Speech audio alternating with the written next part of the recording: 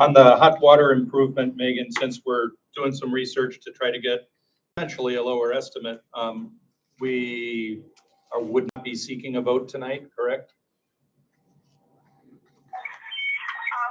We should look more into that quote. Mm-hmm. Okay. So, procedurally, it's above the $10,000 amount that Kathy and I could, it's currently above the $10,000 amount that Kathy and I could, vote unanimously to improve.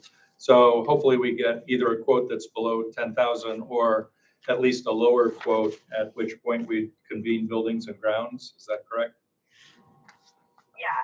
Mm-hmm. Or even just a little more clarification in the scope. I just want to make sure what they're doing to the $14,000. Mm-hmm. Yep. So would you, would it make sense to seek a vote on the $2,205 restroom door improvements from the full board, or just hold that to the Buildings and Grounds Committee meeting? I guess that might be a question for either Kathy or Elish as board president or your Buildings and Grounds chair, right? So we could vote on it now or later. But technically, Kathy and I could vote on that ourselves, but as long as there's 9 board members here, my instinct is to. I'm sorry, could you clarify what the? Sure. It's $2,205 for. Yeah, there are 9 restroom doors in the building, and while they are wonderful, they don't have a feature that allows you to prop the door open, which is very helpful when you clean and then you want them to kind of air dry a little bit. And also, because of that, the carts that go in and out of them containing cleaning supplies, every time you clean, you'd want to prop the door open so you can bring the cart in without bumping the door.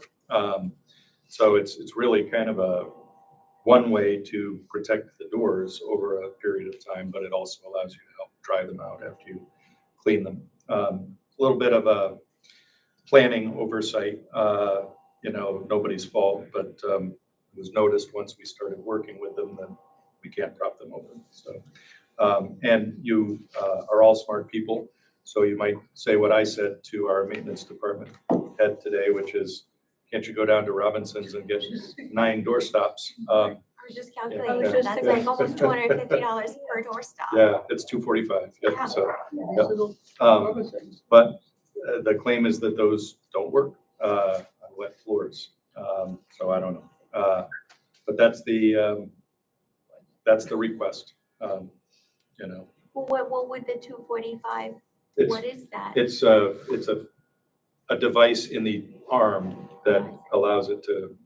It's kind of like on those old screen doors where you can prop them open and put that thing on there that keeps them propped open. So That's 245, or is that just? it's labor $245 also? per door. I think that's without labor. Do you happen to know, Megan?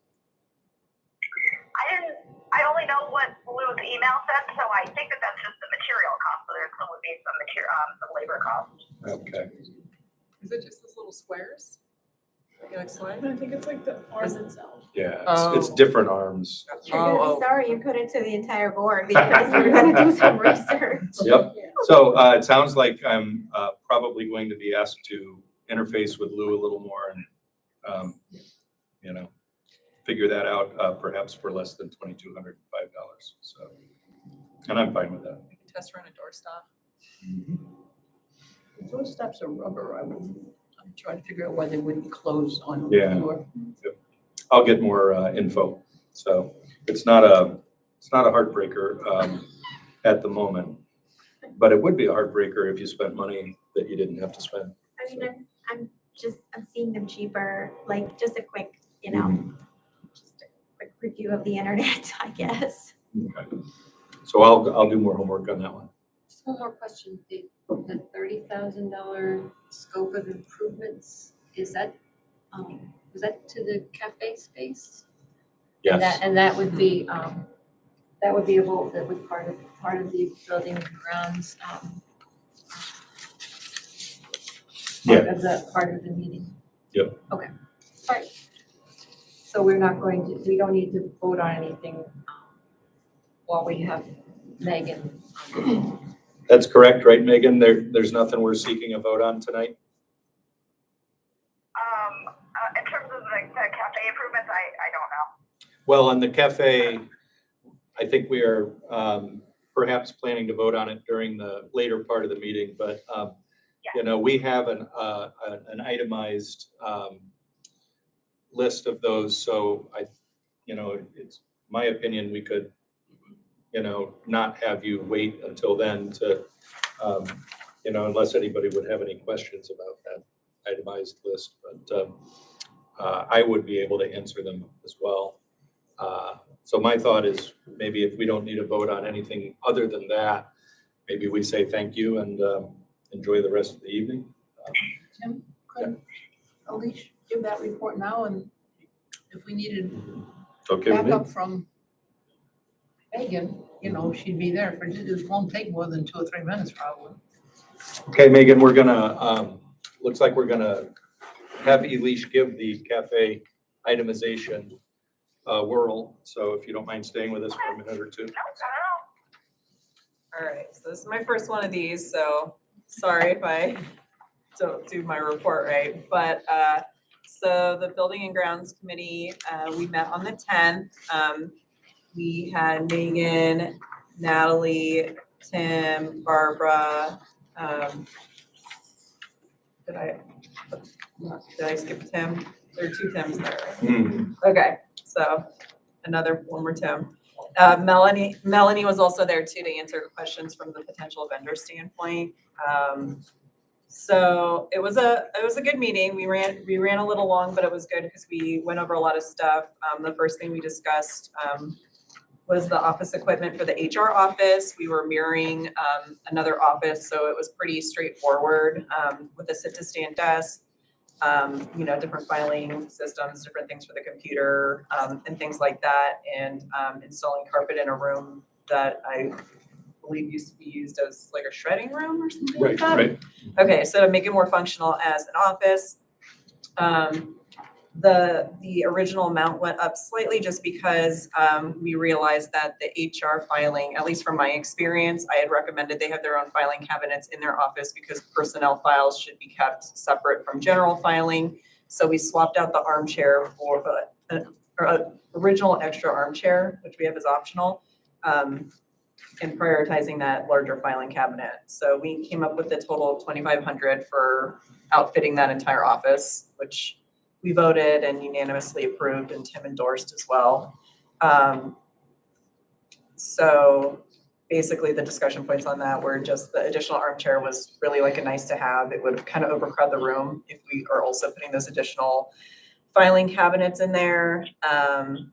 And then we had originally discussed the possibility and the cost of putting in a window for that office, and then decided against it because privacy issues. If people are looking at confidential information and things like that, they would have to constantly remember to like close a curtain or something like that. It just opened up a lot of liability with that. So we kind of talked ourselves out of that one. So pretty much, I guess we would throw it to the board, right, to vote on the approval of those office improvements, which would be $2,500. Although I believe if they're under 10,000, they don't really need a vote of the full board. I wasn't sure if the same authorizations that used to be at the design committee were Makes sense. at this. Yeah. We had, I believe, under $40,000 could be approved at the committee level. And didn't have to come to the board. I'm not sure. Since design committee rolled into the building, if you want us to reauthorize that, we could. But I don't, because it was a design committee.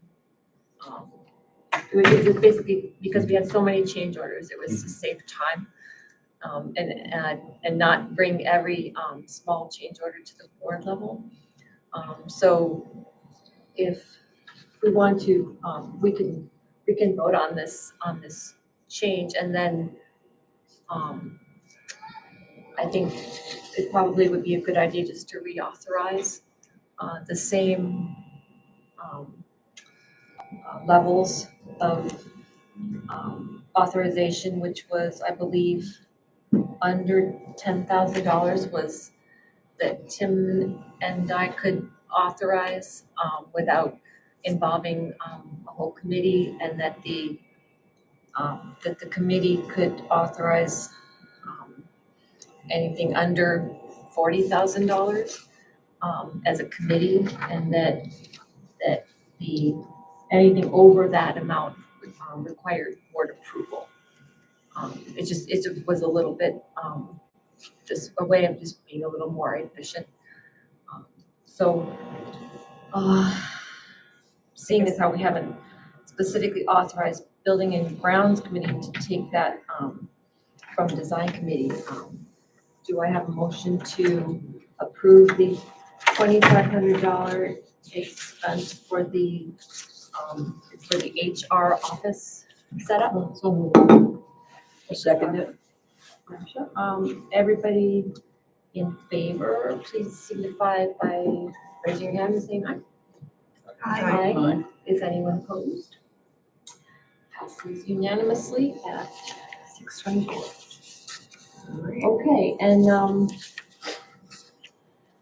I guess we have another, should we vote to reauthorize those levels that I mentioned? Tim and the board president for under $10,000, and the committee authorized to approve under $40,000. Can I ask you a question about that? I guess this is partially just a historical question. So my impression had been that the reasons for those standing authorizations was because during the whole renovation process, there were just all these frequent change orders all the time. Yeah. Was that something that pre-existed the renovation project? Like, was there any standing? It was for the design committee met every other week and had Right. like tons of change orders. So I mean, we don't have to do it. If we think that change orders are not going to be very frequent, I mean, we don't have to do that. Yeah, I mean, I'm just going to reiterate what Mike was saying. There were a lot of things happening with the building project, so we had to sort of expedite things. But right now, basically, once Alicia finishes her cafe report, then there's a lot of little tiny things, but nothing that's going to hit, I hope, the $40,000 level. So I think, nothing is so urgent that we couldn't deal with it, as a board. Okay. Well, that's, Maybe we could put a minimal amount on so that the full board is not needed for anything, let's say, $5,000 and under. I agree with that. It's just gonna help them move faster. Yeah, because I mean, if we're gonna be doing 2,500, 300, 1,500, it seems to me that you and Tim can be trusted enough to spend the money wisely. I mean, I said 5,000 is an arbitrary amount. I would open it up to see what other people think, but I don't. it can be also given to the committee as well. I mean, unless we think it's an urgent matter. I mean, are there, I mean, it sounds like doing this, this office is important, but it wasn't like, it can wait to a meeting and, Can be decided at the committee level, is that what you're saying? yeah, like 5,000 and Under budget? under. That seems reasonable to me. Seems reasonable to me. I don't think it's gonna come up a ton of time, but yeah, like, we don't wanna say like, we gotta change this patch of carpet, it's $200 and then Yeah. wait a month You and wanna then make vote a on it. motion? Sure. Yeah. Make a motion. I'll second. Okay. Well, it is that the committee is authorized to expend an amount of $5,000 or under, the committee being the Building and Grounds Committee, without having to go to the full board. Do you want, sorry. do you Pardon, want, call. do you want to, not just, but do you want to have the committee or Tim and you in the alternative in case the committee can't get together and you need to spend the money?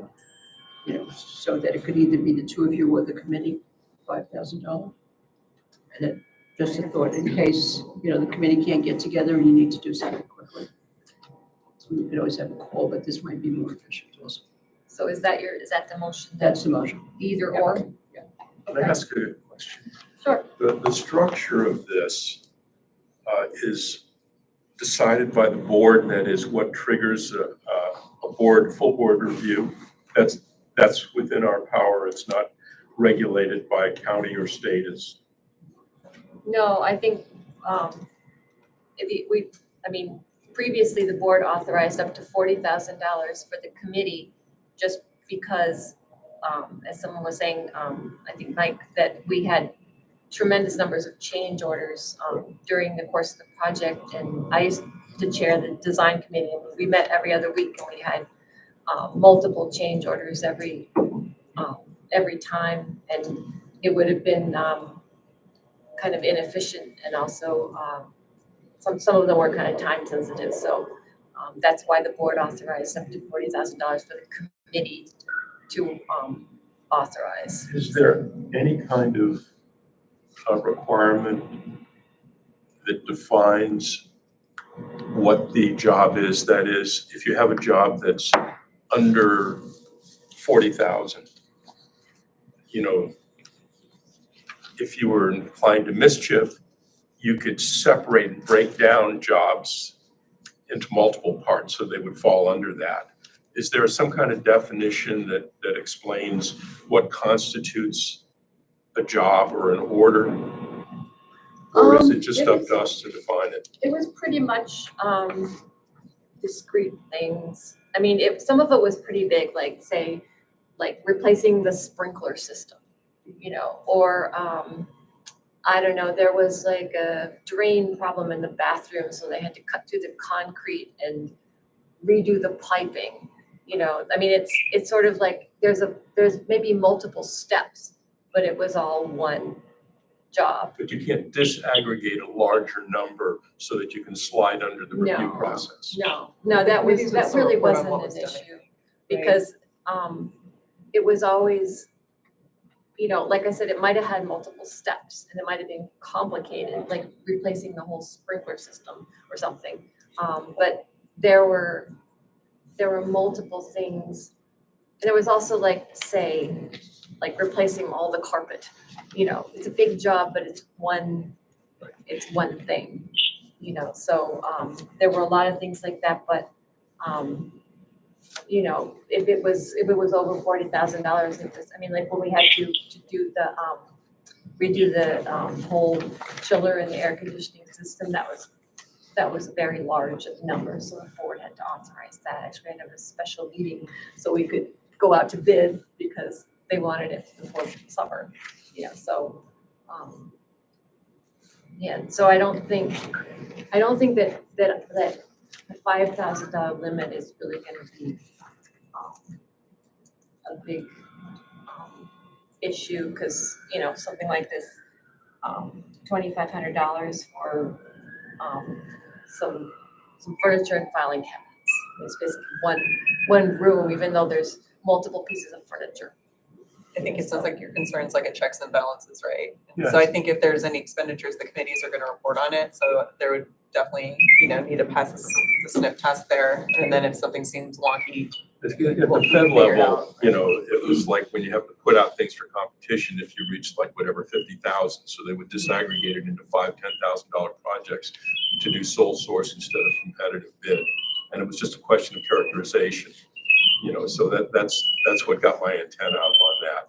Is that if you break things up to avoid the approval process, but it sounds like you explained it. Yeah, I mean, we always had the architects in our meetings, and it was a very open process. Our committee meetings are public. It's not as though we're trying to hide anything. Well, there's also the treasurer's report, or, every month, so he would know what we spend the money on. So if it was something out of the ordinary that would be reported, I feel like we have enough that would, and with the committee reports also, that would keep us accountable. Right, we had the construction budget, and it had all the different categories, and it had, like say, millwork as part of the budget. So if you had to do, like, for example, we did the counter in the cafe space, that was part of the millwork budget, that sort of thing. it's a lot. There's a lot in there. I mean, I could always, fill you in, or you could talk to Megan Brennan or email her or something. Doesn't sound like it's an issue, though. No, No. timing was also important, if you had a bunch of people working here and something hadn't been done, it needs to have an immediate attention. It was important that people were able to turn things around quickly because we had so many crews. So, and the same thing here, I mean, a lot of this, $5,000 would be really small, small stuff. Thank you. So there's a motion on the floor, for the $5,000 limit, for, not needing board approval. All in favor of the motion, could you please signify by saying aye? We have a discussion. Oh, I'm sorry, yes. I'm not, clear, that there's a, pressing need for this right now, that there's enough like things that need to be taken care of that we can't wait for a board meeting to decide on. So that's just my concern. I'm thinking back over the last year, like various things that have come to the board and even some relatively smaller dollar value things board members have raised, just questions and concerns and things to be, just earlier in this meeting, there was that issue of the bathroom door holders, which was only $2,200. But, if that had been something that had just been, oh, we just need this in committee or someone had just said, oh, let's just put this through before, other board members had a chance to kind of raise questions about it or look into it more. So I'm kind of, I wonder whether it's really, this is, whether there's really the urgency or the need to put this, at the committee level. That's my thought. I think the caveat was like that it's more emergent than like any amount under 5,000, right? Like the door holders are more like, this is a nice to have versus like, we already approved an HR person and we're gonna hire them and they go where? So I will just let you know that in our board meeting, we spent like 45 minutes picking apart like this whole budget for the cafe. So we cut the original number down a lot too. So I guess it just depends. I would say that I'm not overly worried about it if it's an emergent thing versus like just any amount, which I don't think is what we're proposing, right? I don't think. Any other discussion?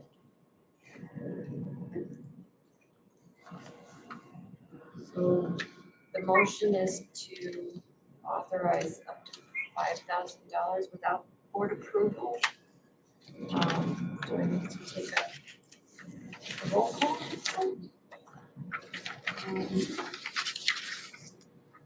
All right. Alicia? Yes. Barbara?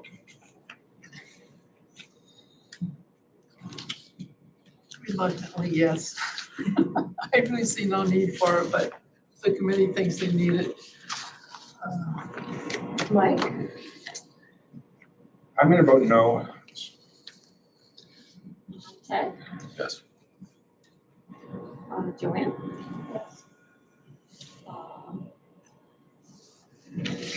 Corey? Yes. Marina? Yes. And Marcia? Yes. All right, the motion. And I vote yes. Yes. Yes, the motion passes. It's authorizing the $5,000 amount at 6:37. 6:37. So just for clarification, was it 5,000 by you and I or the committee, or was it? It was either or. Yeah, okay. For- If for there was emergent. some sort of health reason that it was urgent. All right, I think you have another one. Got like a you couple have the more things. $30,000. I'm sorry, we went over We kept her on the a phone. lot of things. Yeah, it's okay. Hanging out with her bird. So we kind of like went in reverse order where we started talking about the cafe improvements and budget before the contract because we realized whether this vendor or another vendor, we're gonna have to make the improvements anyway for it to be functional as a space. So we tried to discuss items that any vendor would probably be needing to make it a functional cafe. We did discuss that we would want a more full service cafe versus like a quick service cafe. Those were the two options we were looking at. So I apologize that there's two different like breakouts, but we got more updated numbers this morning that included everything that we had discussed, which was this original $30,000 amount. It includes additional 220 outlets, and that is a new thing that I learned what that meant. And basically it's to run heavier duty machinery, like bigger fridges, big espresso machines, and not just like your plug in and, go Mr. Coffee kind of a thing. The millwork items, which is adding in an additional counter along the window so individual diners can eat, because everything was more like a four-top situation. So this gave individual diners a place to go, plus adding additional 4 to 6 seats in there. Moving the service counter out to make it more accessible, which did incur a cost because it would tear up the floor and have to be rebolted down and repatched up. Swinging gates at the end of the service counter, wall cabinets, miscellaneous shelving for storage, and additional bookshelves. We discussed repurposing some of the bookshelves that were already in there, but decided for the amount of books we want to put in, we probably need a couple more shelves just in case. Then we also discussed putting in the door back to the Helderberg kitchen, the frame and hardware, paint, floor repair, et cetera, miscellaneous with the labor. So we did kind of pick apart some of the labor costs and things like that, and really got it down to like what we felt was super necessary that any vendor would probably need to utilize that space. So we had originally talked about 40,000, cut it down to 30. And we're anticipating it'll even be lower than that. We kind of went with our like highest amount, highest cost of labor, just to give that little bit of buffer room, and are anticipating the actual cost is going to be less than the 30, but we wanted to work with a number that we can kind of scale down from. So $30,000 is what was recommended by the committee unanimously, with the asterisk that we also highly recommend putting in a door with a lock between the cafe to the Helderberg kitchenette, or whatever they refer to it as.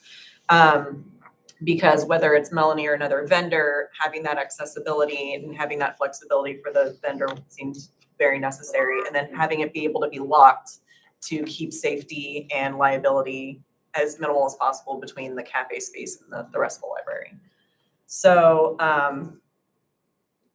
I think Megan had put together some of these final numbers, so I don't know if she's still on the phone if you have any questions, but like I said, I did tell her to go with the worst case scenario, like doomsday, what's the most this could possibly cost, and then cross our fingers and hope it'll go down from there. And we already kind of took out about $10,000 worth of costs, so. Anybody have any questions on that, or? A couple questions. Sure. Just the number that's here for the counter along the window wall, does that include like the chairs or stools or whatever kind of seating would be needed at the counter, or is that So- just the? In the contract, it states that the vendor is going to provide furniture. So she's Okay. responsible for the chairs and other tables and things like that. This counter is a permanent structure, so she can like pick it up and take it with her when she leaves. So this is more like cafe and not specific to the vendor. And then my other question was just, I see that the anticipated budget, we have 17,700, that was like the estimate on here. Yeah, because it left out the door and stuff like that we had discussed. So when she Okay. sent the original numbers over, it only included like I think just the door, and not like some of this additional work of the additional cabinetry and storage that the vendor needed, which we got some specs on that just this morning. So that got added in there, which I think was an additional 8. Because it's a lot of like built-ins and shelving around where the door frame is going to be. So I think that added into the framing amount as well. And then it had left out the floor work and stuff like that. So that's where that original 5,000 went up a little bit, and then this original 6,007 went up because it's that 8,000 for all the cabinetry and storage. We just got the information from the Okay. I potential was vendor this just morning. wondering about the big gap between the 17,700 and the 30, but you're saying with adding those. We were other like things in, real it's gonna be- time, like Nice. putting this together today. All right, that makes sense to me. So yeah, because we go through Millworks, it's all like custom made stuff, so. Right. That's, Where are we on the contract with Conrad? so We discussed a lot of the elements. Could we maybe Oh, complete the building stuff and get Megan off the phones? Oh, I'm sorry, yeah. That's just my suggestion. Yeah. So, That's my part 3, so we're getting there. But yeah, we figured we would discuss this separately because it wouldn't matter whether we go with this vendor or not. These are all things that would be needed, you know, for seating and storage and bookshelves and all that good stuff. My So next question was, has she looked at the space and seen this and Yep. is comfortable she with came and this? did measurements. She had a lot of input in this. She was on the committee meeting as well. So we like talked back and forth. That's where I said we kind of like took some things out. We kind of went with like what would be like standard need for a vendor across the board. And then we said we'd revisit additional nice to haves down the road, like once they get in the space and see what they need. Are we And then, planning to bid this out? sorry, Are we planning to bid this out? I don't know. I don't think it's large enough. Megan, do we need to bid out these contract improvements or cafe improvements? We do not. We could get multiple prices, but I went to the contractor that's doing the Helderberg wall panel installation because he's familiar with the building. He knows about the prevailing wage rates, and the same is true for these small millwork items. We were going to have the same millwork contractor that just did that cafe service counter do this as well. So is It this, needs to be bid when it's over $50,000 is New York State federal municipal law. so is this amount reflective of what that particular GC is saying this will cost? Or is this Yeah, we our factored in estimate? the wages, so this total amount is supposed to be also including those like miscellaneous, like labor wages and stuff like that. So this should be the total. And like I said, I'm anticipating it might even come down a little bit. This is like worst case. But that contractor that she has in mind saw this budget at 30,000. Megan, did the contractor you have in mind, get a look at the proposed changes and actually give us a price, or is this an estimate? The GC was gonna do the door. I don't know if he made it to look. He was trying to get a time to come and look at the space this week, but he's been super busy with all the summer work. But this was sort of the safe number of the worst case scenario number. So, and also, we're not theoretically voting on actually doing it, but just on authorizing it to be done, correct? I think it's going to That's be the way I authorizing a understood it. budget, The Right. budget. like a maximum budget for that. Kind of like what we did with the outdoor furniture, like the board authorized, I think, I forget, $50,000 for buying furniture, but the board didn't, the design committee figured out which furniture to actually buy. Like what kind of furniture that we should have. So I think this is the same kind of thing. We're authorizing a budget, Like a cap. but we are not authorizing a specific thing to be, contract to be done. So, so do I have a motion? I have one very small question. Is there in this cafe, and I'm really late to the party, so I apologize. Is there in the cafe, are there charging stations, USB ports, that kind of thing? There can be. Megan, did you already plan for charging stations in the counter? We did not. But the cost is, I would presume, so minimal that it would still fall under the 30,000, correct? Yes, I would expect so because I believe there's power in that wall, so it would really just be changing out the outlet and moving it above the counter or to the counter level. Yeah, you're right, there is power in the wall. So the major electrical stuff's already done. It'd just be the outlets. It's a good idea, though. Very good. Excellent. Very good. So as far as just budget, do I have a motion to authorize a budget of $30,000 for cafe improvements as in the manner described or with doors and that sort of thing. So is there a motion just to authorize a $30,000 budget for those improvements? Can I make a motion for my own Please. proposal? Sure. Is there a second? Second. Up to 30. Up to 30, that's the max, yeah. That was the motion. Is there a discussion? I just want to mention that this is pulling from the money that was left over from the original amount that was budgeted. So this is not pulling away from the library, it's pulling from that budget that we're gonna lose once we close the books on all the architecture improvements and stuff like that. So this is not dinging the library in any way, it's pulling from that overage, so, The construction budget. because we're gonna lose it anyway if we don't use it, so All right. just mentioning that, if that makes anyone feel a little bit better. So if there's no further discussion, all in favor of this motion to establish a budget of $30,000, please signify by saying aye. Aye. Is anyone opposed? Passes unanimously at 6:49. All right, so was there anything else that you had for us? Elena?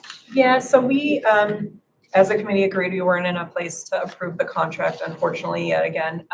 There were still some like pending questions we had that were more like legal and like tax.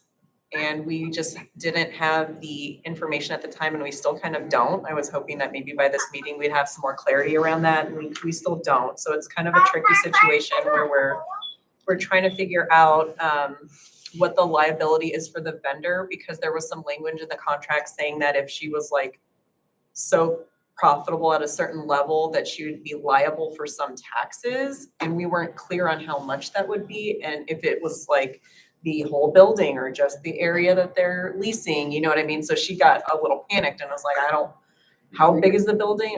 I don't want to pay property tax on that much. That's a little terrifying. And so we're waiting for some clarification around that, and we just don't have it. And then kind of we keep doing like this ping pong thing that's like the audit people will know, no, your legal person will know. And then we're just going back and forth. And then Chris was out on PTO or something. So we just didn't get any answers prior to this meeting to be able to add some more clarification. We did discuss some of the highlighted points that were on the contract that we saw prior. So there was an issue on the right of first refusal, because there was a meeting that was with the staff as well. So they did voice some concerns. So we did discuss and acknowledge their concerns, and then try to talk through what we would do to sort of address those needs. There was a concern that everything, even as minute as $5, would have to go through right of first refusal. And so we kind of came to an agreement that any kind of like little meeting get together that they want to do, say they want Dunkin' Donuts or pizza or whatever, Melanie was like, I'm not going to be like a big pain about it. Go ahead. Anything under $100, like staff can do anything they want. It's fine. She's like, I'm happy to help.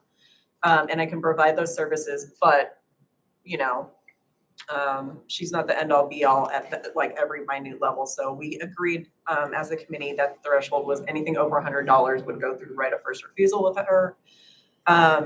And then she also doesn't have a liquor license. I know there was a concern from one of the staff that if like liquor needs would need to go through her. She said she does not have a liquor license, so that's a moot point. So she could not help. She has people she can refer to, but it would not go through her. So no alcoholic beverages need to go through the first right of first refusal process. We had a concern on the opening hours being prior to the library hours. It does appear that like her insurance will cover those shared areas and there's also going to be most of the time some custodial staff here. So it didn't actually seem to be that big of a liability, and it would cover the hallway and the bathroom that people need to use. And then she had already we went through all the different insurance coverages she needed to have, and her insurance policy was already higher than those. So she already met everything needed on liability insurance. And then this was a point of discussion that kind of was left open. There is like a rental amount of like $100 was what we said we're going to rent them, because we looked at this is an amenity we're providing for patrons, not necessarily a revenue thing. But we did discuss that if we can kind of figure out what the utility increase would be, having that vendor there, that we charge that as the rent to cover any additional utility burden on the library. I just don't know how we can figure that number out, so I don't have a good answer for that in order to like get the contract approved. So I don't know how long the contract goes for. Is it annual? It's, the current contract proposal is for 1 year. So I wonder if that could be something that's revisited the Can you next not- contract. Can you do a percentage of based on square footage?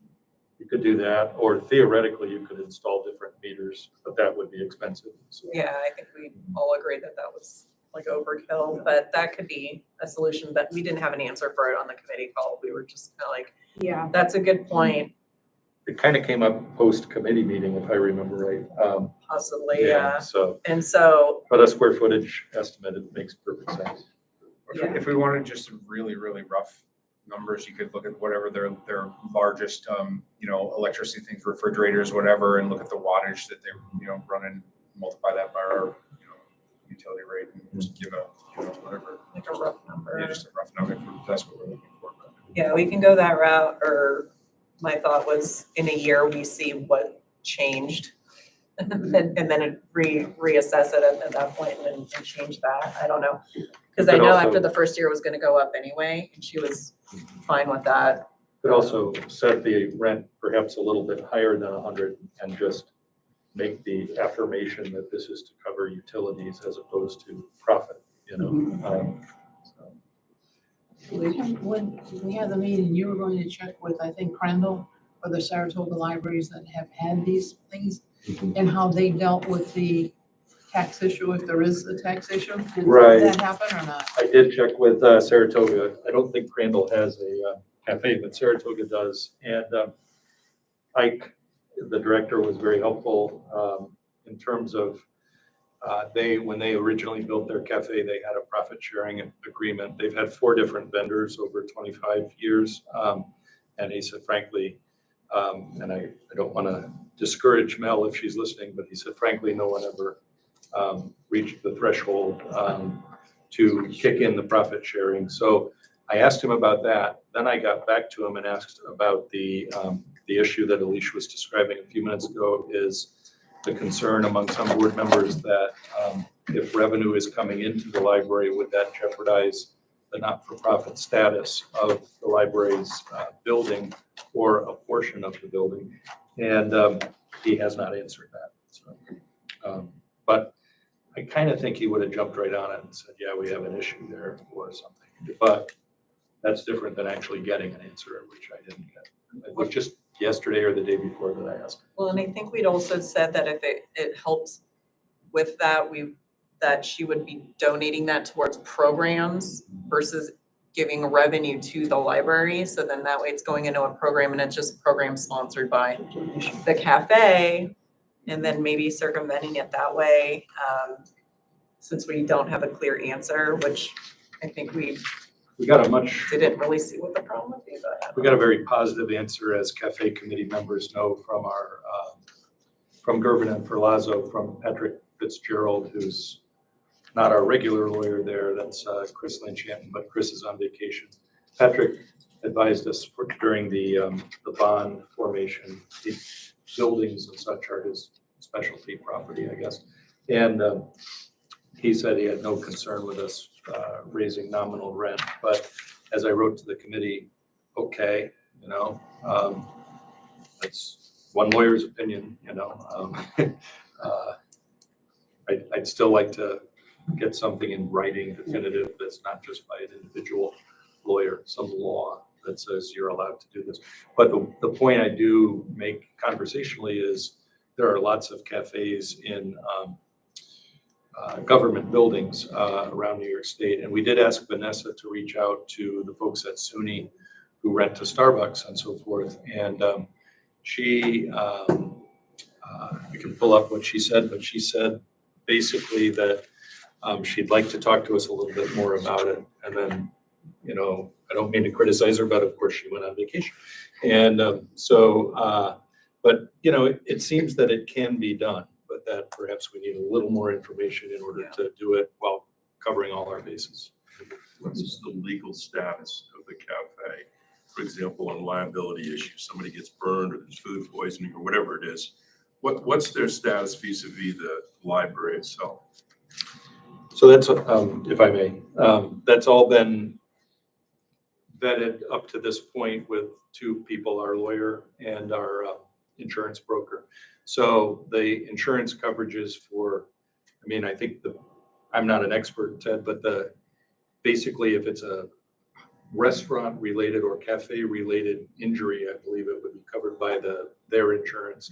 Whereas if they buy a coffee and walk out into the lobby and slip and fall, I think it would be covered by our insurance. So, Did anyone look at the policy? I have a question. What I would like to see is separate coverage for the cafe that are not an additional insured for her business insured. right. Is that the case? That I No. could So- read, So what is the difference, I guess? Well, the difference would be that she would have a policy for her restaurant in Troy. And if this cafe became an additional insured, there may be aggregate limits. And I would like to see separate insurance for this cafe. they have their own insurance, if that's. Yeah, but I would like to see separate policies for our cafe and not have an aggregate cap over both establishments. So that the limits aren't shared between the two locations. Right, I think I that's, understand what you're I saying. think that's the case, but I'm not It positive. should be the case, but I don't know Yeah. if it is the case. I'll double check. It won't take long to tell you what Vanessa said. There are some provisions of the tax-free bond that we might be able to use. There is something about up to 5% of the physical space can be used for a for-profit business or a percentage of the bond amount. These are more technical and we need to be able to read the actual rules. But I thought these were specific options. We could also ask a tax-free bond consultant / expert at the IRS. My understanding is there's no approval process, but you'd need to have the documentation justifying the setup if the IRS comes calling. Happy to talk more when I get back and problem solve on how to get some definitive And answers. you're gonna ask the IRS for an opinion, you're gonna wait for a tax letter until hell freezes over. Yeah. Well, it sounds like We need the we need an committee's opinion gonna from have a one lot of person. work to do to get this contract finalized. Hopefully not too much. And, you know, it sounds like it's a little bit too much detail maybe Sure. for the purpose of this meeting. We Yeah. should probably, unless, if you're finished with your report. Yeah, we had already, we already knew that we weren't going to go for a vote on the contract for this meeting. We just kind of wanted to give an update on like what had been discussed, that we came to an agreement on particular sections of the agreement, and then pending these like legal tax questions, then we would have a contract good to go. So we were just trying to like attack some of it and not keep pushing it off. So it will hopefully be in a better place by the next time we discuss it. If we magically get all these answers super soon, we might try to get everyone together to vote on it, to just get the ball rolling. If not, then hopefully by the next meeting. Yeah, we could always have a special meeting if we need to get going on it and the contract is complete. And everything, all these questions have been answered to everyone's satisfaction. Yeah, So, I'm pushing now. you know, if we needed to do it, other than a regular meeting, we've done these things before, you know, so if something's time is of the essence, you know, just trying to get things going. we can do Yeah, that. so there's nothing to vote on. We already voted on the two things, so that was pretty much the end of it, unless anybody had any other questions. Oh, cookie. So we actually need to go back to the beginning of our agenda, because we didn't actually, because Megan was waiting on the phone, so we didn't approve our minutes yet.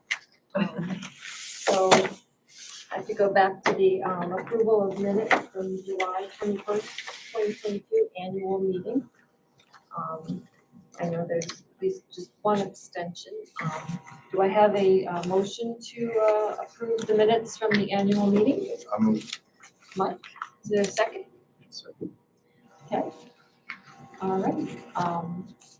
All who are in favor of approving the minutes from the annual meeting, please signify by saying aye. Aye. Passes with one abstention.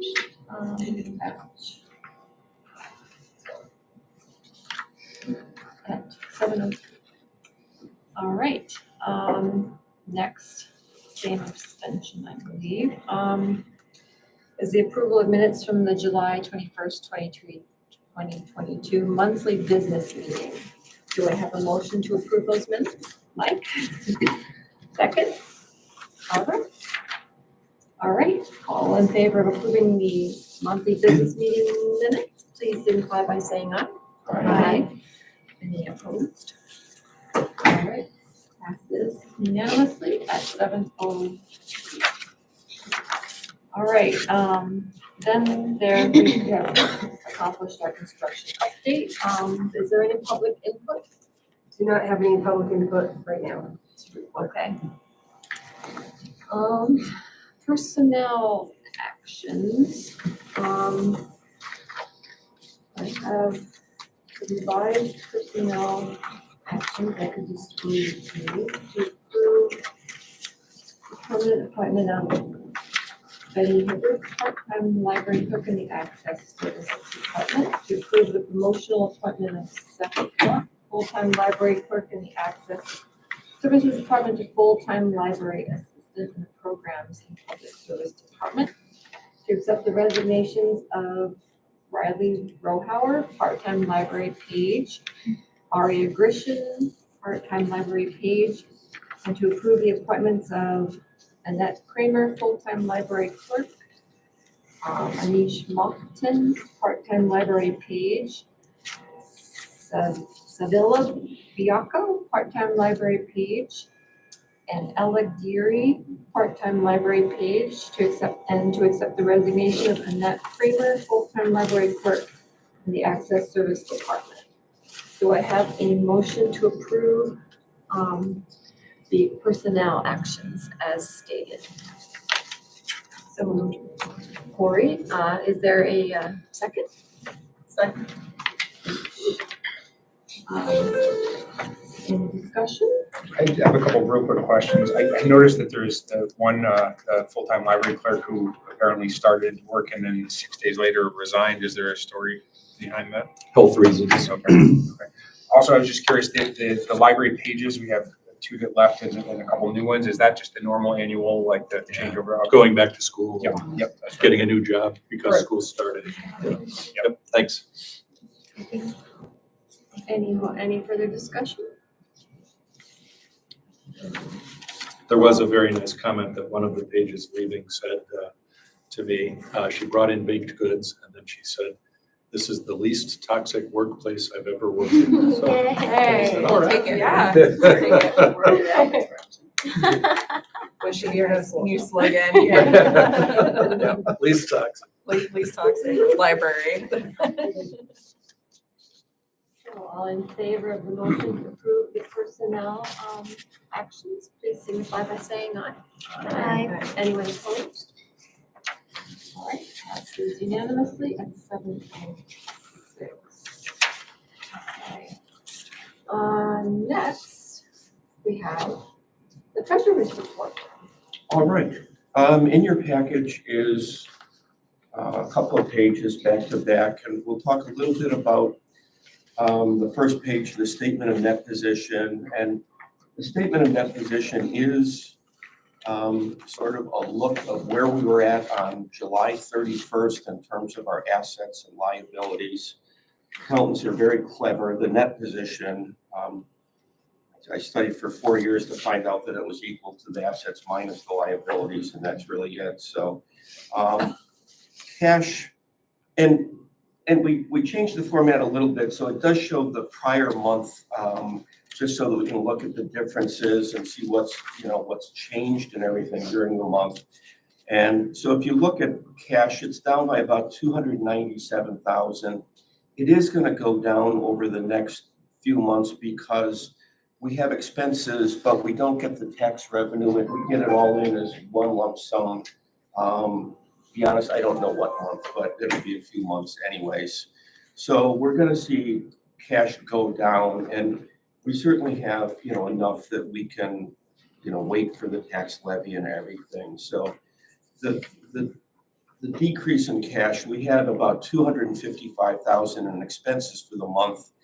We also Under prepaid expenses, it went up almost $70,000. So typically in June, or typically once a year at most organizations, you do prepay your insurance coverage for the year. So we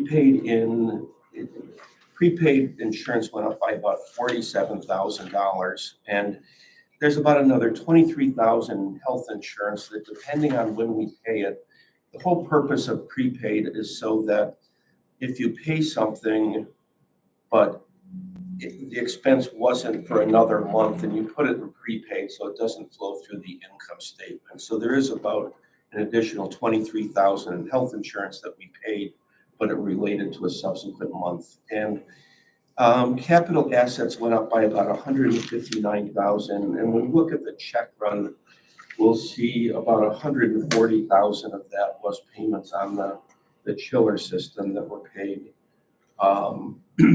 that were accrued and then subsequently paid. So, and accounts payable is up by about $186,000. And the large items on that is that the chiller system is in accounts payable, which is in a normal, every month expense, and the insurance is in the prepaid expense. So I think that's, and I comment to the finance committee that the areas in gray on the statement of net position, formerly known as the balance sheet, there's a lot of, I put them as gray, and essentially they're items that only get changed once a year during the audit. The auditors work with the fiscal staff, and we come up with adjustments for the pension expense, for accrued payroll is only adjusted once a year. When we look at the numbers, we're looking at it on a cash basis. So the accrual is adjusted. Compensated absences are, what we would owe employees if, as of the end of June, if we had to pay them all their accumulated balances. So all of the gray areas are really things that aren't going to change until the auditors come in. And when they do, we'll end up updating the June information so that instead of saying internal, it will have the audited information. This is in the same format that the auditors present information. On the statement of revenue and expenses, it's kind of nice to have a month that doesn't have a lot of unusual things. That's always, in my mind, a good thing. And I think when you look at the numbers, we budget essentially for the tax levy, we budget when we expect it to come in. So we'll have, I forgot the exact tax levy, I think 4,055,000 or 74, just over 4 million. So we'll budget that for the month that it comes in. And salaries and wages, we budget, July happened to be a month that had 2 pay periods in it. And twice a year you get a month that have 3 pay periods in it. So the budget is adjusted so that it should match up to the payments of the salaries and wages. And the only other thing that we really budget like that is the expected contribution to the New York State retirement system, which happens once a year. So during that month, we'll see a very large budget for fringe benefits and payroll taxes.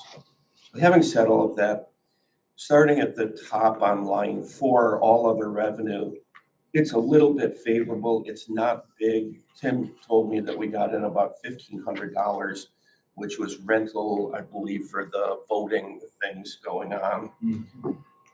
Salaries and wages, and this, we talked a little bit in the finance committee, this is trying to be ordered in the largest expenses going down. And salaries and wages and fringe benefits really account, as most not-for-profit places, for about 72% of our budget. The salaries and wages are a little bit favorable, about $11,000. We talked about the vacancy for the human resource person.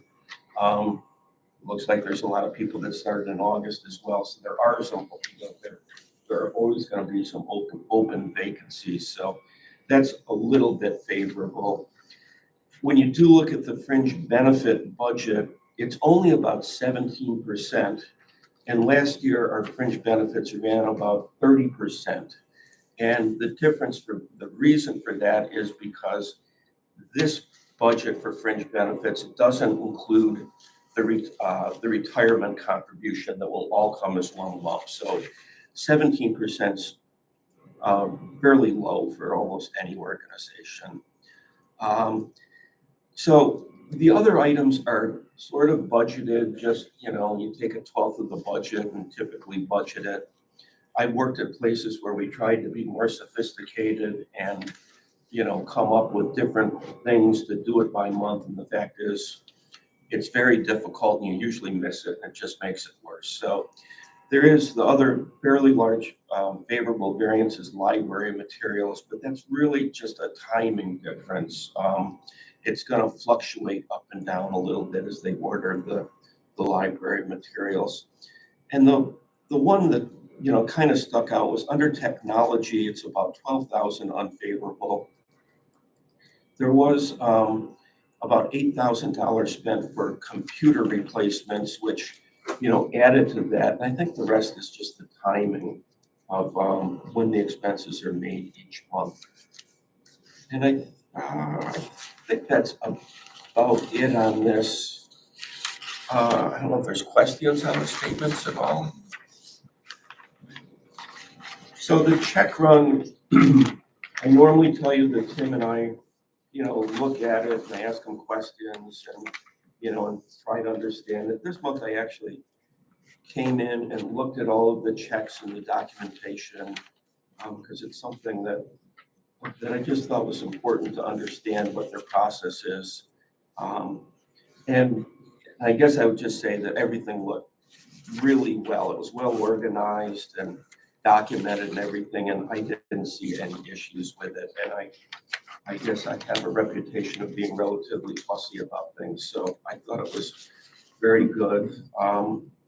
There's 3 large things that I'll point out. On the first page, about halfway down, there's 2 expenses, and I'm not going to pronounce it right, for the Jazari Mechanical Inc. Those are 2 payments on the chiller that they talked about before. We previously paid about $6,000. We have about $8,000 more to pay, which totals $155,000, which was the exact amount that was approved by the board on March 9th. It was the low bid. I think all the bids were reviewed at that meeting and that was chosen. And as they said on the phone, there's no change orders. And I happened to look at all the things that were submitted and, I saw that. So that looked very good. And on the second page, I talked about money going into prepaid for insurance, and maybe 6 down, there's about $48,000 for Utica National Insurance Group that provides our main insurance coverage, including workers' compensation for the year. And that's prepaid, and then it'll be each month, a 1/12 of that will be recognized as expense. So those were the items that I thought, it was a fairly large check run, and it was really because of the chiller and the insurance payment. I just had a quick question. Oh, absolutely. On library market for $2,000, you remember what that was for? Do you want to take it or do you want me to? There's on the actual financial statements, it was $2,000. I don't remember exactly, to be honest. So Library Market is library event scheduling software. We've previously used software called Evance, and we just switched or are about to switch in about a month from Evance to Library Market. So you would have seen a payment to Evance if you hadn't seen the payment to Library Market. They're about the same cost. It's a little more expensive, Library Market, but it's much, much better. It is, by the way, going to allow people to schedule their own meeting reviews. And then Jenna will review their online work that they've done to make sure they're eligible and so forth. But it's a software for scheduling rooms. Thank you. Mhm. I'm still working on getting all the details down with some of these things. Sure. And I believe that, as we said at the last meeting, I think these should be accepted by the board through a motion process. I think. Do I have a motion to approve the check register for August 2022? Motion. Mike, second? Yes, Marina, okay. All right, all in favor of approving the check register for August, please signify by saying aye. Aye. Anyone opposed? Passes unanimously at 7:19. Okay, thank you. Thank you. So now we have directors and department heads reports for July 2022. Great. So just before the meeting, we met at 5:30 as a finance committee. At 5 o'clock, I got an interesting knock on my door from one of the clerks saying there's a woman here who wants to donate a microwave. So I went out and I met with Patty McCardle of Guilderland, who is one of the election workers. And apparently the microwave in our Helderberg kitchen had failed earlier in the week. And so she dug into her own pocket and bought us a brand new microwave. So I asked her if I could call her out publicly in the meeting, and she said yes. So good news there. I do want to thank Natalie for covering for me at the last meeting and keeping the library running during my many vacation weeks, which are now mostly over, in fact, all over until the holidays. And I want to thank the board for allowing me to go. I want to talk, as I usually do, a little bit about most of the different departmental reports. We would like to call out Tim Riley, who's been doing really good work on closing out our 2 construction grants and our SAM grant. That's really picky uni work, and he's doing a great job at it. But more so than that, first of all, he's the first fiscal officer we've had who decided he wanted to create a written monthly report, so I think that's awesome. Secondly, on his monthly report, he talks about 2 of our major collections vendors, Baker and Taylor, from whom we buy most of our books and movies, and Overdrive, from whom we buy almost all of our electronic materials. And if you look at previous check registers, sometimes there's 50 Baker and Taylor checks on a check register. So Tim just worked with them and said, can't you batch these expenses for us? So as he points out in his report, we're going to see a 96% reduction in the number of checks we have to write to Baker and Taylor and an 89% reduction for Overdrive. The amount will be the same, but the amount of processing time for George to review, time for all the board members to review, all the times I have to write my initials and the date, we're saving all that time. So thank you, Tim. Farmers Market, of course, opened July 1st. Tremendous response from the community. Although there is one gentleman on the Facebook page who thinks it's inappropriate that we're having a farmers market, but one versus many, many, many. So we've just recently retrained our staff. I want to credit Beth Rienti and Natalie for this in Code Adam, which is the national procedure for missing children in the building. And we're beginning an upgrade of our safety in general. It's safety procedures in general. It's something we're going to have a little more time to focus on because of the hiring of an HR person. The golf tournament that the foundation is putting together on Monday is much more successful than last year. It's got a couple $1,000s more in sponsorship, but it has number fluctuates, but as many as twice as many golfers as last year. So that's great. Luann's social media continues to really exceed expectations with now a 52% open rate, and our circulation is way up this month, which reflects both general reopening of society. The foot traffic has improved a great deal in the library, but also the summer reading program. The category that's up the most is children's books, which are up 268%, and then YA books were up 150-some%. We brought our first concert back, so the Lost Radio Rounders were here for the 6th time, and they performed all sea shanties and songs with an ocean theme because that's the summer reading club theme, and the book clubs that we have are also reading sea-related books this summer. Jill Tomanowski, one of our newest librarians, who's our local history librarian, has just been elected to a leadership role in the Capital Area Archivists group, so that's very nice. And then, though we mentioned it during the personnel actions, I'm delighted that Seth Strock was able to improve his career by becoming a library assistant, and it's always awesome to hire from within. We had a library assistant who retired, and Seth had qualified with civil service and got the job. Everyone's excited about that. This is our first in-person summer reading club since 2019, so we're having fun with that and seeing families back in the library again. That's awesome. Our youth services department also has done extensive outreach to the Guilderland Central School District's English language learners summer program. So that's really been nice. A couple of busloads of kids that are learning English, coming over, getting a library card, in some cases from countries where they don't have the concept of a public library. So that's awesome. And the teachers describing when the bus goes back, they're all reading. So good stuff. John Lorang, who was here in the IT department a little bit earlier, is kind of spearheading our relationship with the Hearing Loss Association of America Albany chapter. And as if you've been around for a while, you know we have these 3 new hearing assistance technologies in every meeting room.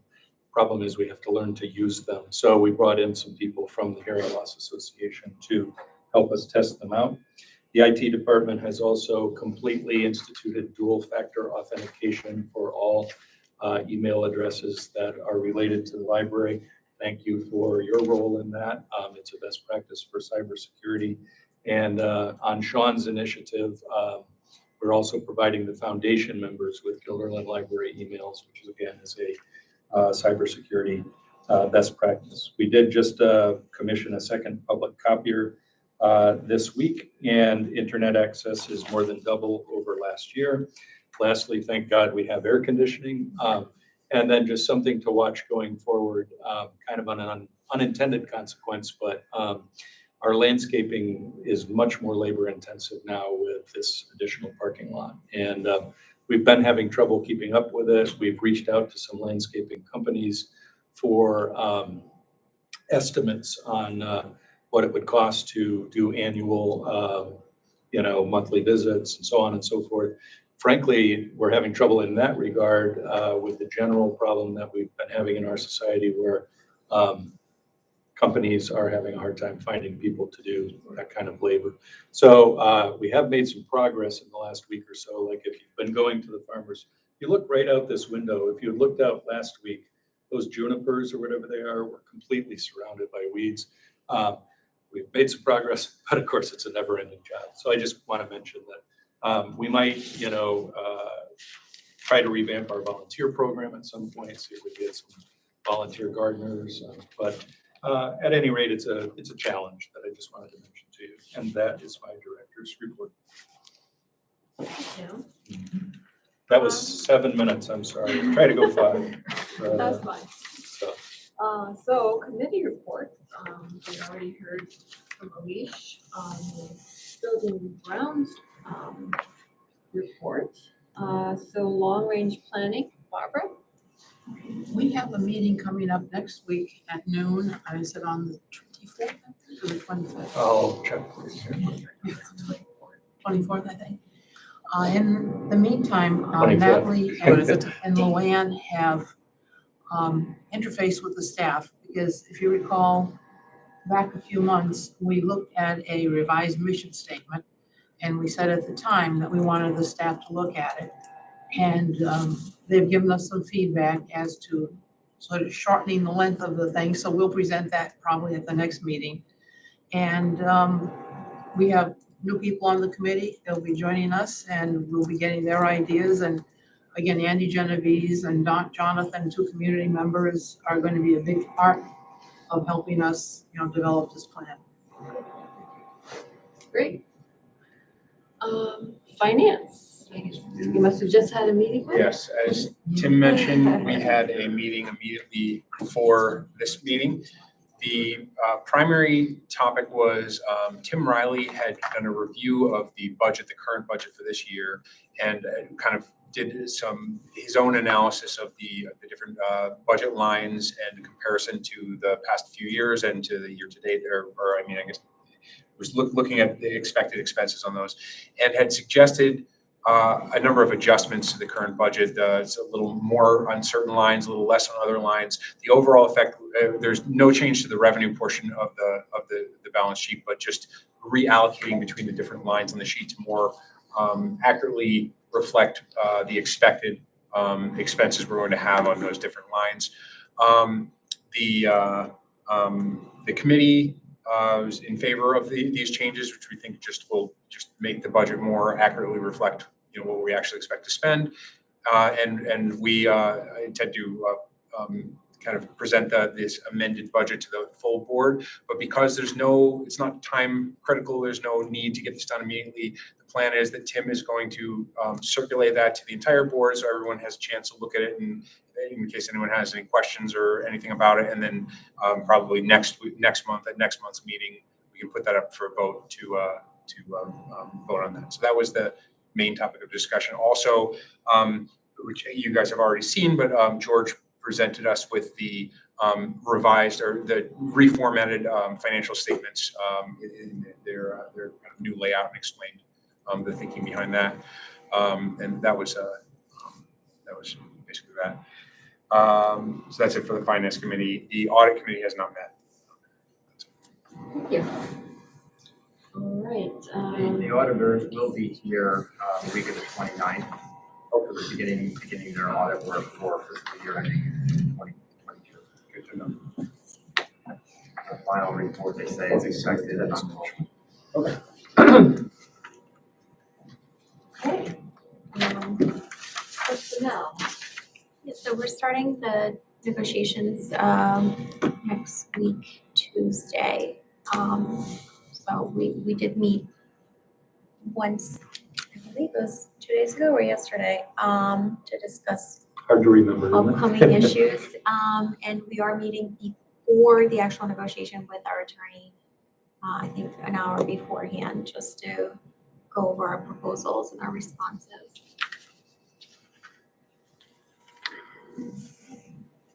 And labor management, and We get same thing, apparently.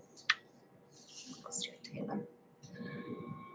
all right, and policy committee, and that's Vanessa. She's not here this evening, but I assume the policy committee hasn't met yet. That is correct. And nor has the COVID action committee met yet. Hopefully, we won't have too much work for that committee. And foundation. So the foundation golf tournament is Monday. They were initially looking for volunteers. I think they're all set on that. When we did meet, there was 9,500 in sponsorship and $1,950 in T-Box sponsorships. There are between 80 and 83 golfers, so almost twice as many golfers as last year. So it's doing really good. Nyskova sponsored, made a sponsorship donation of $2,000. Premium Mortgage made a donation of $1,000. I believe Crossgates and Pine Haven are donating foursomes. And just generally everything's going well.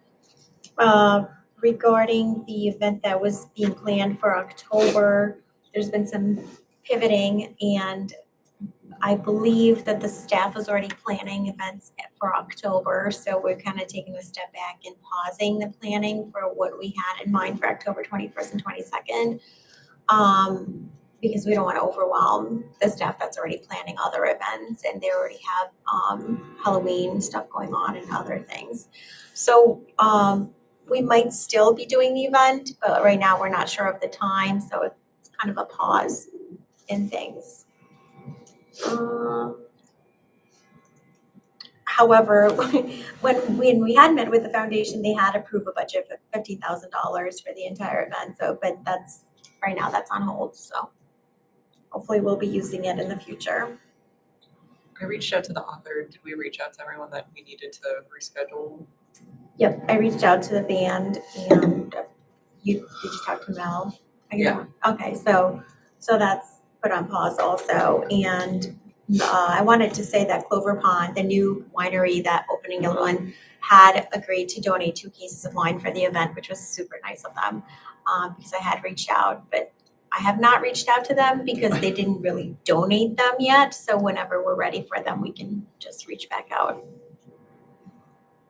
And I think that's all I have for the foundation. Okay, Tim, I just have a question, or maybe for you. If there's a conflict because the staff is doing something that day, or groups aren't working together like that? So we were working together. We had 3 representatives on the board, and Louie and Natalie were on from the staff, and we had Ann Lala from the foundation, so we were all kind of working together. I guess there was a miscommunication in that the staff was doing other things, and so we were going forward, trudging forward. We were planning on meeting, but then the brakes had to be applied. So maybe you could speak a little bit more to that. I mean, the event was supposed to be done by the foundation, so staff were doing their own events. So as I came across, basically the foundation didn't have the staff or the volunteers or whatever to do the whole program. So there was a lot of stuff that was gonna fall on the staff, and they just didn't have the time to do it. So we asked them, basically, can we do it months later or next year? So the foundation came back with us and said, no, we just approved a budget to do this program. But it was always our understanding that the foundation was gonna put this program on. Right, so I think there was a miscommunication in who was gonna put on the event. And then we did have a subsequent discussion after we had to apply the brakes on the whole thing. And we decided that we are gonna try to do it again. And we're gonna call it a community event as opposed to a library event, as opposed to a foundation event, because I think that's where the disconnect happened. People didn't know what they were required to do for the event, but we hadn't really met yet. So, it, from my perspective, it was a little premature to stop everything. But, I'm here to help the library. So if the library feels like they don't have the staff or the manpower to do it, then, I'm not gonna have them do it. You said music was already booked and things. Yeah, I had already talked to them, but we hadn't signed a contract, so they didn't cost us anything except time and effort. So one thing that came out of it, it was a very productive discussion after the plug was pulled, or whatever phrase you want to use. But then Elish, Narina, myself, Natalie, Ann Lala, I can't remember if there's anyone else on that meeting, but we had a very productive discussion about how to make it happen well going forward. And also one thing that we really would like to do is we'd like to have that event when the cafe is open, so that the cafe can be part of the. Right, that was a big part of it too. So there were some timing issues as well. Is it primarily an indoor event, or could it be done in cooler weather, or was it Well, it going was to have an planned for outdoor? October, and we were planning to have the band outside, weather permitting, and everything else inside, so that the patrons could go station to station and kind of, see what was done to the adult section of the library versus the kids section versus the young, whatever it's called, young teens or whatever it's called. So it was kind of both, but I don't think we can do it in the winter.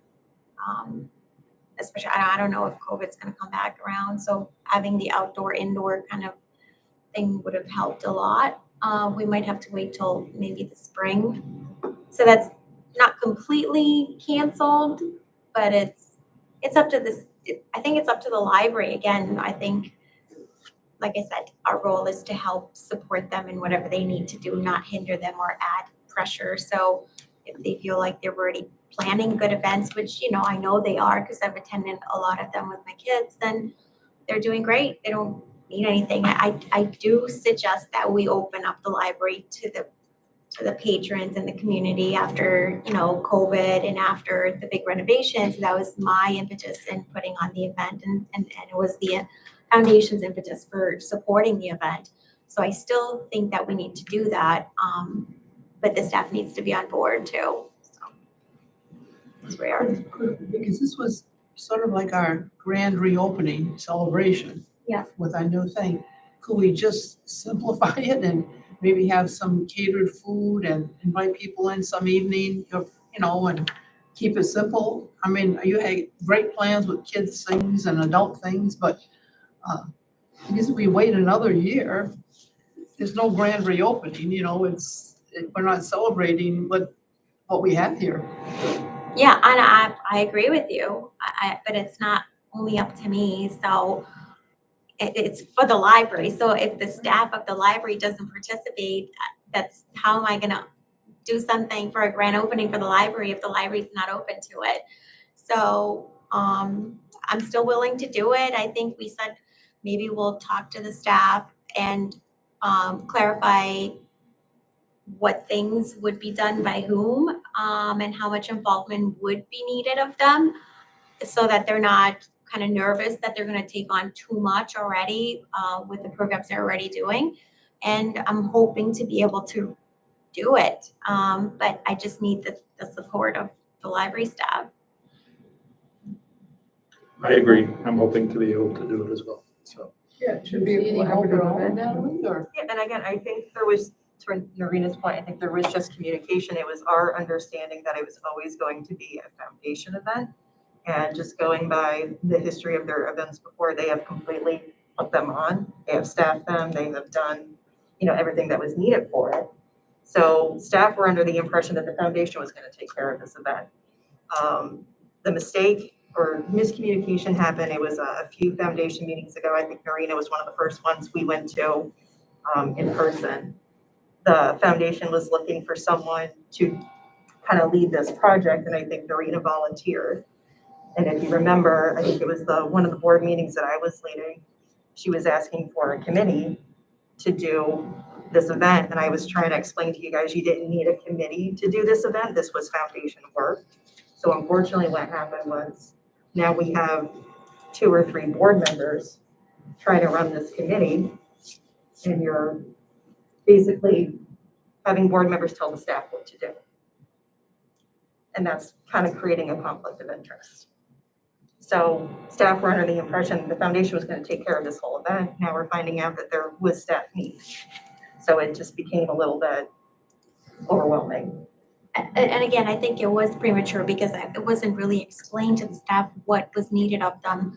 We were supposed to have a meeting, I believe it was 2 weeks ago, and that's when everything stopped.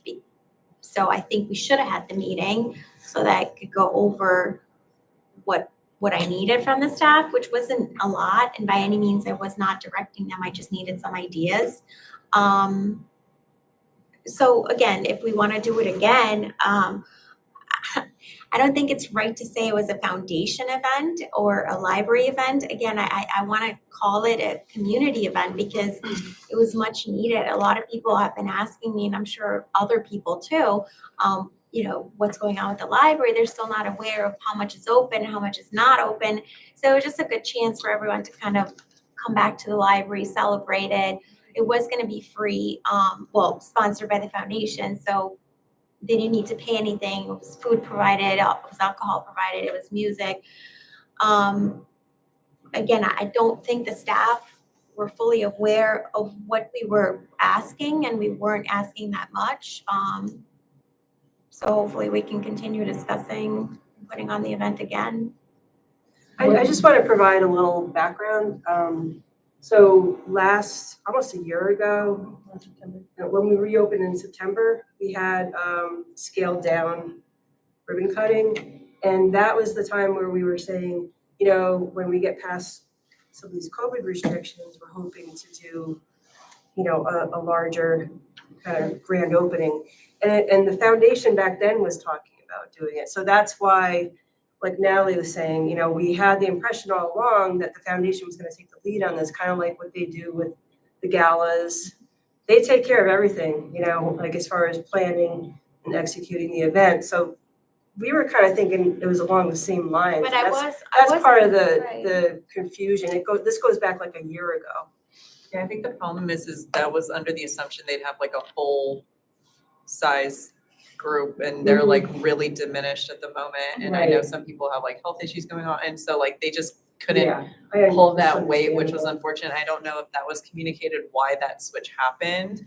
And I think it was like, we were trying to just like get the ball rolling. So that's where we came up with, you know, we had Marina taking it on, we decided committee, because we're like, look, they literally can't. So we'll keep this going because otherwise it won't happen. And there was just like a big disconnect from the beginning because we didn't have the historic aspect of it. So we were kind of doing stuff in a silo and just stuff, you know, we kind of missed the mark on, I guess, communicating things thoroughly, but we also, I jumped in because I realized like what a big ask it was to plan 2 events in just a handful of months. It's a big ask, and that's when we pulled in Mel and all this stuff, and I think it got misinterpreted as kind of railroading the event, which wasn't the case. We were just kind of like, Norina, I'm sure is like me, we're very type A. We're like, this is the thing that has to get done, and we're just going. And we just assumed that we were doing the right thing. And then we got this like huge pushback and we're like, whoa, we clearly missed the mark. So we wanted to like give like breathing room, reconnect, extend an olive branch, hopefully just talk to the staff at large and just really try to collaborate a little bit better. So one, we can express our intent that we're here to support and we really want this to be a successful event. We don't want anyone to feel stressed. And a lot of our planning was all revolved around what can we hire out or bring in and whatever, so it's not put on staff to put on a thing. So that's why we included in the catering budget additional help. So we're not asking staff to stand at the stations, and we had the music brought in and an author brought in and stuff like that. So it wasn't like, okay, staff, can you do 5 events, you know, or 5 activities? We just were like, okay, scavenger hunt, and then people can just go on their own, you know, and it's something that kind of would run on its own and not be additional like hands-on participation. So that was sort of our thought behind it. But once, you know, people feel a certain way, it's kind of hard to like keep the ball rolling, and we wanted to kind of step back and just give everybody their space and then revisit it and then hopefully be in a better place and be able to communicate. And that just coming from a project manager standpoint, I was like, we just should have had as many people involved in the initial discussion so we had that entire idea instead of like one-off and where people are coming in without the historical knowledge with different perspectives, and we didn't have all those pieces together. So that's kind of where we said we would probably. What is the staff event? I'm not, I think it's trunk or treat, and there was something. No, but what is it being billed as? It's Uh, not a grand opening, right? No, no, What is it? no, we were billing it as like a grand reopening. You are, but what is the staff doing? No, I was saying that there were other staff events going on. So I guess what I think if you're kind of missing the point on this is although you guys were booking things and calling, you know, vendors and stuff, when you're anticipating 200, 300 people coming to the library, we have to staff that. Even if we're not, you know, doing the vendors or whatever, we have to staff that. There were other large events during the month that we would also have to staff. So it was just kind of, we would have to approve overtime for people. We would have to, you know. we would have to come to the board to close the library early to have the events that you guys were planning. So that was just our answer to that. It was like you guys were planning things and maybe not understanding the ripples of this. Because our understanding was that the I'm just trying to understand, foundation. is this a series of events that the staff is putting on without calling it anything? Yes, it's just our regular regular program. Oh, that's not what I'm understanding. Okay. So this is just regular activities during the month that the staff generally has planned to do. Yeah, it's just that they were larger programs. And the feeling is that if we wanted to have a grand opening kind of thing, which is what you guys were talking about, it would be too much for staff. And they felt that this would conflict with their ordinary activities. In addition to having no staff from the library. It would just stretch them then Stretch them by thin. already putting in extra effort on the other events. So putting another big event, it would just be like a very hectic month. Oh, I see, I didn't understand, this was just their normal course of events during the month. Right, so we had looked at maybe like November versus like, cause then once you hit December, the weather's crummy, and then we were like, maybe spring, you know, that's kind of like the options we were looking at, and we were trying to figure out, you know, the timing for getting on the same page. So the idea is to plan some grand opening event sometime Yeah, next year. it's not off the table, it's just when it works better for everybody, and then just being able to collaborate. And then, Say finally, comma, the grand opening. so my task as a result of the last meeting that we had is that I'm to initiate a discussion with the staff about what the staff's idea for a collaborative event with the Ford Foundation and hopefully the board. What can we do? Where can we fit it into the annual calendar? And how much help will we need to pull it off? And I think a little part of it is just that there was a lot of cool stuff in the planning for a Saturday. But on a Saturday, we have 8 people here. And so again, to kind of highlight Natalie's point, if the events were successful, we'd have 200 or 300 members of the public come in. So that's gonna be a rough Saturday unless we call people in and create, like our weekend schedule rotates and it's related to the contract and so forth. So we have to plan The farther idea would out. be to plan and talk to the staff Yeah, and, yeah. okay. I'm not quibbling about it, I just didn't No, understand what the staff you're was asking for an doing. explanation, yeah.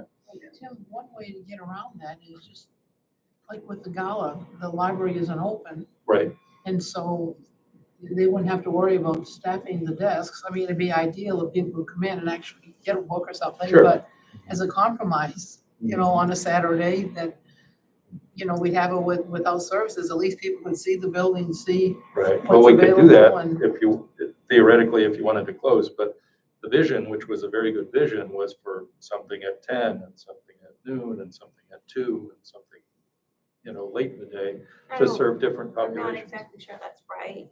Well, it's approximate. I think the Friday event was after hours, so there would be no staff here. Mhm. Or maybe we would need to close 1 hour early, and then the Saturday event was just the author that we had talked to, one scavenger hunt activity, and then the animals outside that the kids could pet. So Mhm. that was kind of like going on at the same time. It wasn't really staggered. Okay. Well, so it's unfortunate that we can't all be coordinated, but that, sounds like there is an explanation. And we should probably move along to UHLS, Cory. The August meeting did not happen, so there's no report. Too easy. You got the easy one. All right, well, that's it for committee report. So we go to old business, which is the holiday and closing calendar 2023. And On the back page.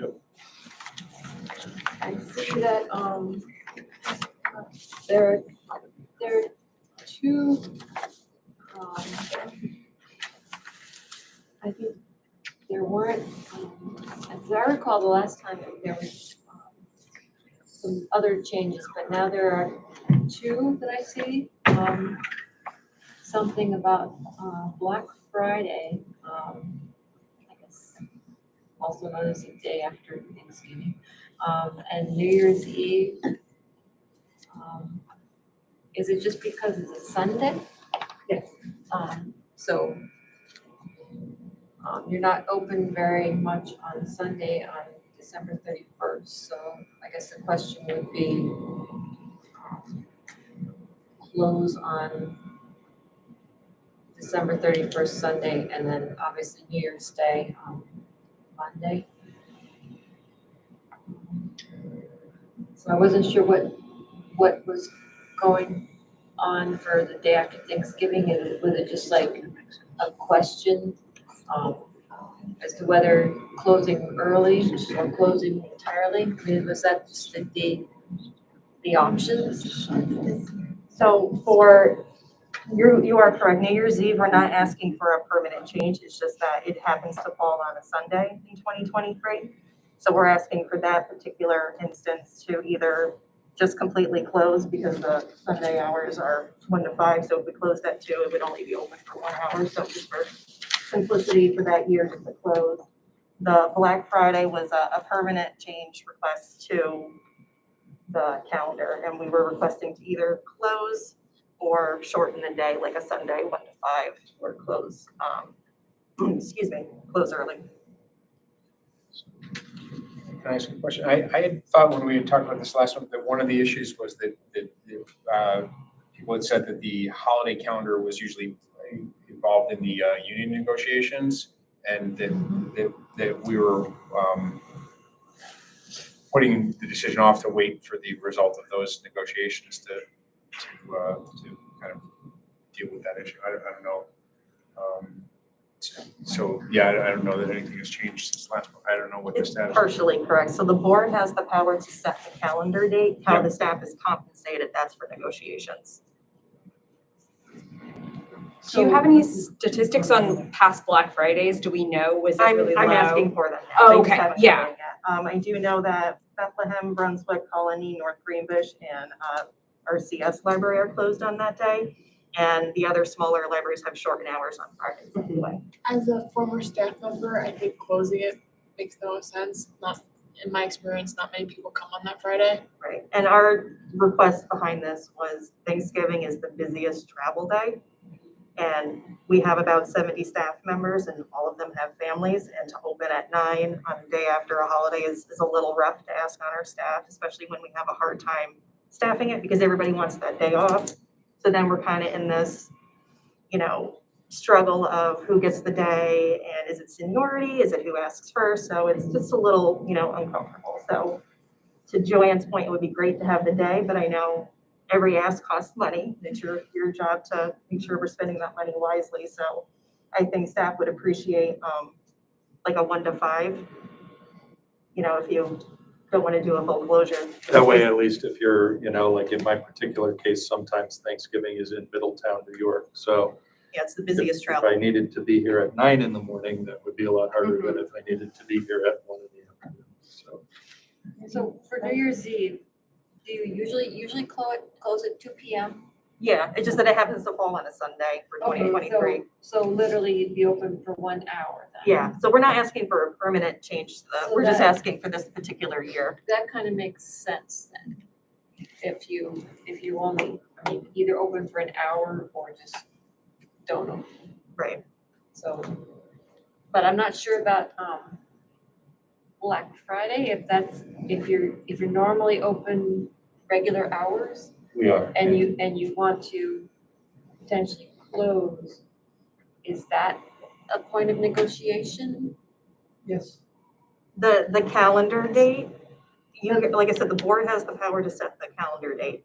The compensation for staff, that's negotiable. Whether it's treated as a floater, whether they have to, make the time up or treat it like a snow day. You could approve the calendar without that, and we're in negotiations right now.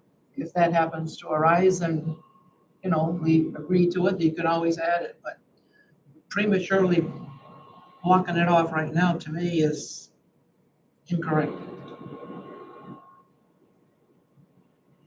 Can we treat these as 2 separate issues and vote on the New Year's Oh, Eve absolutely. closure? Yes, Is that- absolutely. Yeah, I think that makes sense, just because of the, yeah, open for an hour, why do that? Makes So, sense. yeah, so, we can let Black Friday, not vote on the Black Friday issue for now, and just vote on the calendar with the New Year's Eve, closure on the Sunday.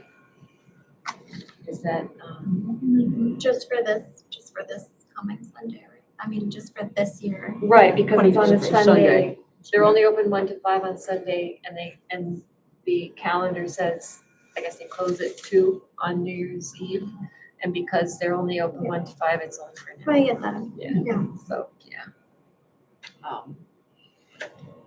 So, So can I move to adopt that we close? All right. So I think we didn't vote at all on the closure calendar, right? Correct. So I think we would probably just want to vote on this entire thing with the exception of Black Friday, because we haven't voted on all the rest of the holidays for the year either Right. yet, have we? so would the motion then be to accept the calendar, and leave Black Friday as it is in the calendar, like, No, as it eliminate- normally is. Eliminate Black Friday. But, We voted on that last Eliminate year. Black Friday. Don't include that in the calendar. right, eliminate the change to Black Friday. Right. And keep Black Friday unchanged, but change the New Year's Eve close. And also just, vote upon the rest of the. And that's as a one-time event for this year because of the way it falls. Correct. Correct. So I think the motion, 2023, yes, would be to accept the 2023 holiday and closings calendar with one change, with the New Year's Eve, close it close all day on New Year's Eve. And that would be the only change to the calendar that we would vote on. Kathy, could you add that this is not set a precedent for future years, that this is a unique situation? Somehow get that in there, because otherwise it's seen as a precedent. You could say due to it falling on a Sunday. That would be one way of limiting it. We can say we're voting only on the 2023 calendar. There you go, easy. That can be a precedent. Well, I'm s- It's a We're precedent. voting Well, the only. precedent is you're closing on a Sunday, on New Year's Eve on a Sunday. If all the other New Year's Eve don't fall on Sunday, then you don't have a precedent. So will the Black Friday be discussed later on pending the personnel? I think so. So the, Tim Riley is. Sorry. okay, yes. Just a point of clarity for me. Juneteenth, Mike says, was voted on last year. It may be why I saw it in the union ask for a renewal as a change to the union contract, because it was never changed in the contract. We're getting a new contract now after 3 years. So I just want to be sure that Juneteenth is a paid holiday and that we're just clarifying it in the union contract now. They just want to add it into that document. Was it, I think the board that voted on that, you can probably look back at the minutes, I believe that vote was to recognize Juneteenth as a day that the holiday, that the library is closed, but not to make it a paid holiday. Okay. All right. I mean, I think a number of us did want to make it a paid holiday, but that did not get 6 votes.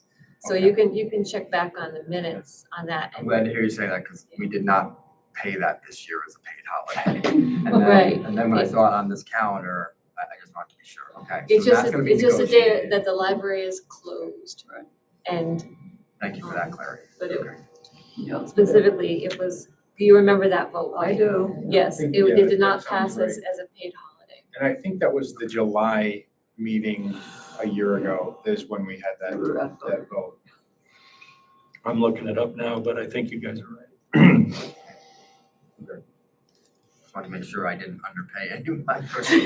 Like, what? Nobody No, told me. not according to that vote. I worked on Juneteenth. Yeah. Tell me the paid holiday. Can that issue be revisited in the future? or I was think that- that'll be part of the union negotiations, whether it's Okay. paid or not, because we're just voting on the library hours here, like Right. whether the library's Okay. open or closed. and that's Gotcha. how they- Perfect. But last year was a mid-year change, like, Mhm. yeah.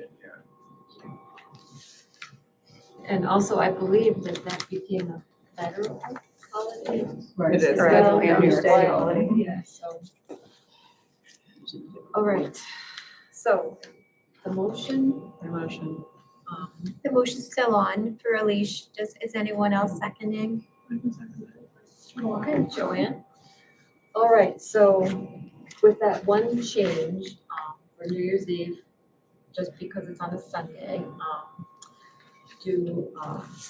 so I have a motion. Is there any more discussion about this?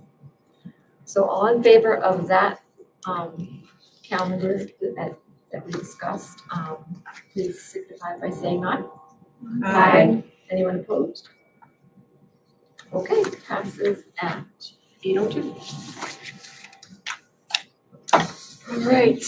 Just real quick on the Black Friday, I know that we're gonna revisit it at some point in the future, but if we can get like the, whatever statistics we have available of the, number of people in the library or circulation numbers or something, just so we can compare that and have a sense of, Absolutely. yeah, that'd be great. Thank you. So just for point of interest, the motion that passed last year unanimously was, quote, to accept Juneteenth as a holiday in 2022 to close the library building.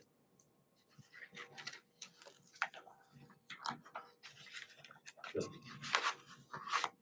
thought I'd check. Okay. Okay.